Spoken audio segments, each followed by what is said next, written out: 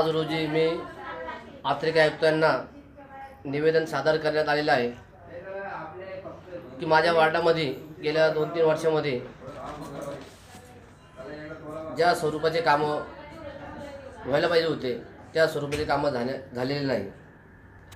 मी आत्रिका आयुक्त यांना 1 वर्षापूर्वी माझ्या वार्डात घेऊन गेलो होतो व त्यांना माझ्या वार्डातली परिस्थिती सांगितली होती। त्याच्यानंतर सुद्धा आत्रिका आयुक्तांनी कुठल्याही प्रकारची ॲक्शन घेण्यात आलेली नाही।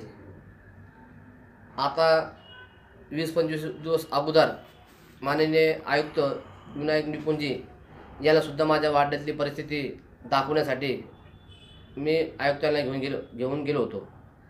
त्यांनी तिथली परिस्थिती बघितली की त्या ठिकाणी कष्टकरी बहुजन समाज हा राहतो। त्या ठिकाणी मुलाला खेळण्यासाठी पर्यायी व्यवस्था नाही। त्या ठिकाणी ड्रेनेजचं पाणी, दूषित पाणी फार जास्त प्रमाणात येतो। त्याच्यामुळे आमच्या वार्डातली जे लहान मुलं आहे किंवा ज्येष्ठ नागरिक आहेत ते वारंवार बिमार पडतात आणि गेल्या 1-2 महिन्यापूर्वी आतापर्यंत माझ्या वार्डातले 15 जे मुलं आहे त्यांनी आतापर्यंत उपचार घेण्यात आलेला आहे।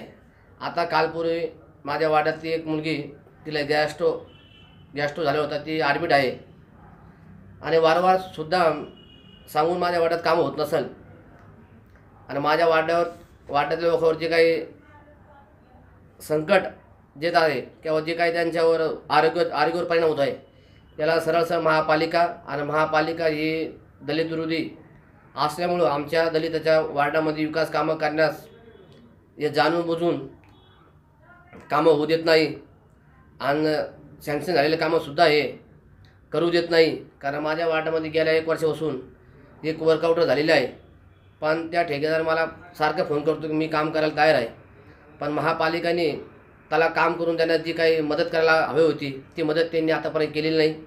हा विषय आयुक्त साहेबांना सुद्धा माहीत आहे।